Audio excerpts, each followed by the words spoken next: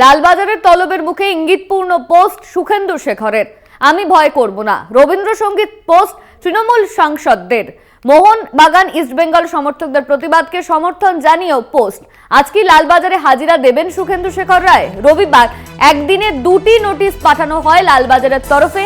আরজিকর তদন্তে ভুল তথ্য পোস্ট করার অভিযোগে তলব। অসুস্থতার কারণে সময় চেয়েছেন তৃণমূল সাংসদ, এমনই কিন্তু সূত্র মারফত জানা যাচ্ছে।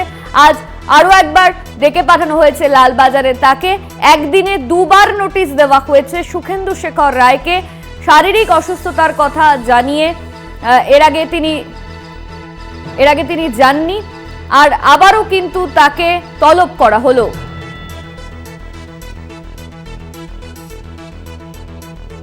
এই নিয়ে আমরা কথা বলবো। আমাদের সঙ্গে রয়েছেন আমাদের বিশেষ প্রতিনিধি দেবজ্যোতি ঘোষ। দেবজ্যোতি, সুখেন্দু শেখর রায়কে আবারও তলব করা হয়েছে ভুল পোস্ট করার জন্য, তাকে লালবাজারের তরফে ডাকা হয়েছে। এই নিয়ে কি আপডেট রয়েছে? দেখো, লালবাজারের পক্ষ থেকে যে আপডেট করা হয়েছে, যদি আজকে সুখেন্দু শেখর রায় না আসেন তাহলে তাকে আবার তৃতীয়বার তলব করা হবে। যদি তাতেও তিনি সাড়া না দেন তাহলে কিন্তু লালবাজারের পুলিশের কর্তারা তার বাড়িতে যে তাকে জেরা করবেন। অর্থাৎ সুখেন্দু শেখর রায় তারপরে যে বক্তব্য সোশ্যাল মিডিয়ায় নিয়ে এসছেন যে ভয় করবো না, রবীন্দ্রনাথ ঠাকুরের একটি লাইনকে নিয়ে এসে, তার কিন্তু অত্যন্ত তাৎপর্যপূর্ণ। সেই জায়গাতে যে তদন্ত প্রক্রিয়া চলছে, তাদের সুখেন্দু শেখর রায় গতকাল যে মন্তব্য করেছিলেন তা নিয়ে রাজ্য রাজনীতি তোলপাড়, এবং তৃণমূল কংগ্রেসের পক্ষ থেকে এখনো এ নিয়ে কোনো মন্তব্য করা হয়নি।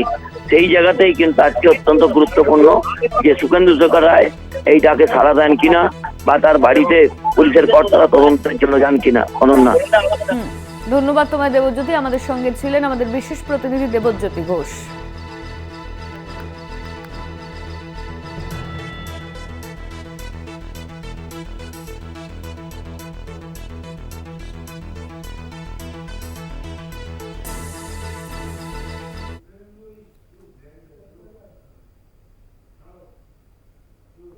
আরজিকর নিয়ে সরব সুখেন্দু শেখর রায়। পুলিশের ভূমিকা নিয়ে প্রশ্ন সাংসদের।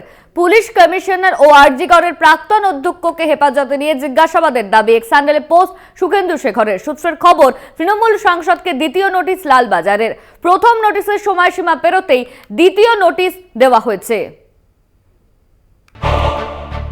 আরজিকরের ঘটনায় পুলিশের ভূমিকা নিয়ে প্রশ্ন তুললেন খোদ তৃণমূল সাংসদ। প্রাক্তন অধ্যক্ষ সন্দীপ ঘোষের কাজ নিয়েও প্রশ্ন তুলেছেন সুখেন্দু শেখর রায়। সিবিআই এর কাছে স্বচ্ছ তদন্তের দাবি। নিজের এক্স হ্যান্ডেলে সুখেন্দু শেখর লেখেন, স্বচ্ছ কাজ করুক সিবিআই। কে এবং কেন আত্মহত্যার খবর ছড়ায় তা জানতে প্রাক্তন অধ্যক্ষ এবং পুলিশ কমিশনারকে হেফাজতে নিয়ে জিজ্ঞাসাবাদ করতে হবে। হলের দেওয়াল কেন ভাঙা হলো? সঞ্জয় রায়ের এত ক্ষমতা কিভাবে? 3 দিন পর কেন স্নিফার ডগ? শয়ে শয়ে প্রশ্ন, তাদের জবাব দিতে বাধ্য করা হোক। সুখেন্দু শেখরের পোস্টের পরেই লালবাজারের তরফে 2বার বিবৃতি দেন অ্যাডিশনাল সিপি 1 মুরলীধর শর্মা। 2টি বিবৃতিতেই তাঁর দাবি, ঘটনার 3 দিন পর স্নিফার ডগ পাঠানোর তথ্য ভুল।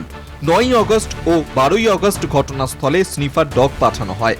ন্যায় সংহিতার 35 নম্বর ধারা অনুযায়ী সুখেন্দু শেখর রায়কে হাজিরার নির্দেশ দেয় লালবাজার। রবিবার বিকেল 4টে নাগাদ তাঁকে তলব করা হয়। রিয়া মাঝির রিপোর্ট, কলকাতা টিভি।